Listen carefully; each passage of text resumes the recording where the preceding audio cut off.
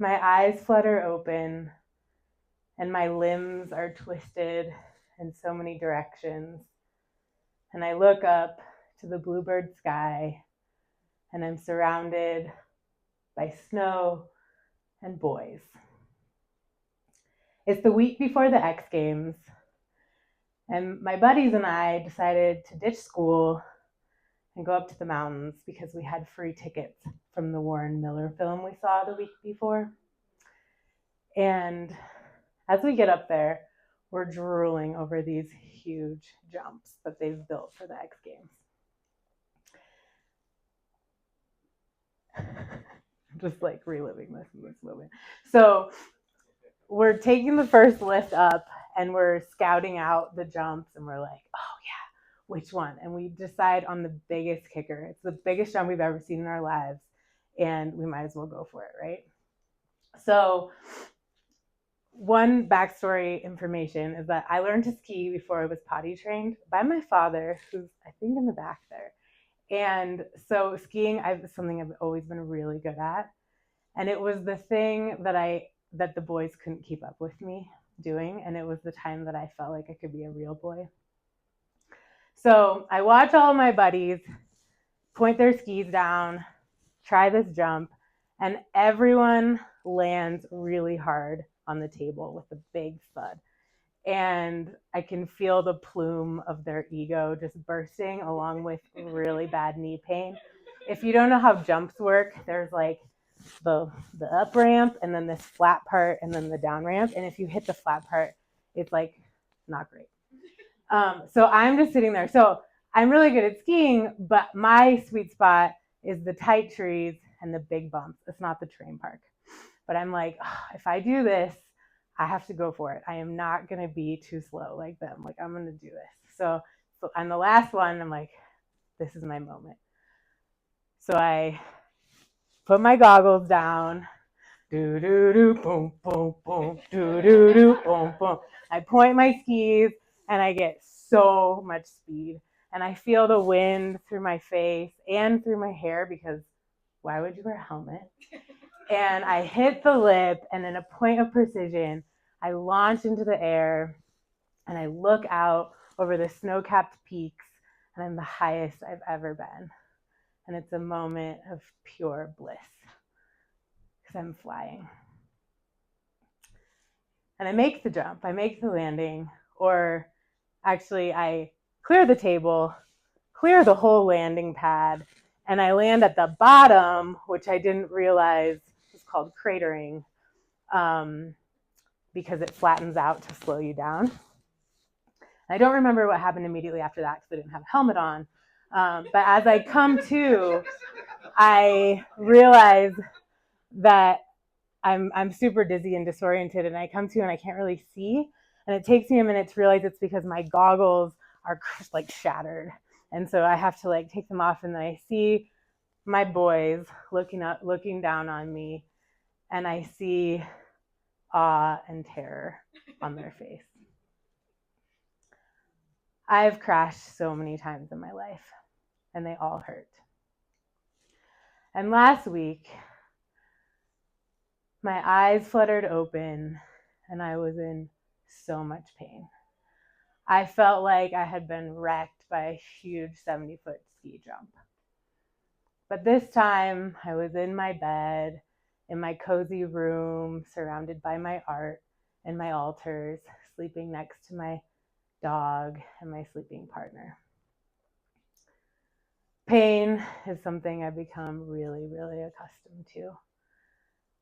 And it feels like the kind of pain that drops in like an ex who still has the keys and really bad boundaries. And this pain is a pain I hadn't felt in about a decade. The first time I felt this particular pain was in 2015. And my partner's sleeping and my dog's sleeping, and I'm like, okay, I know how to do pain. I've been training at this. And so I feel the sheets on my naked skin, and I feel my body sinking down, and I feel the earth beneath me, and I start thinking about the breathing that is always the thing that helps me is the breath. But this time it hurts to breathe because my torso is screaming a screaming siren. And my mind takes me back to 2015 when I first felt this pain, and I felt the little bugs, the Lyme bugs talking at me, and I was having a conversation. Is this really happening? Is this still happening? How can this still be happening? And I just think about how many times I've had to find new strategies to deal with new kinds of pain. So my partner finally wakes up, and I ask her to help me get out of bed so I can go to the bathroom. And she gently and firmly pushes me to the edge of the bed. And I look up at her and I see terror and awe in her eyes.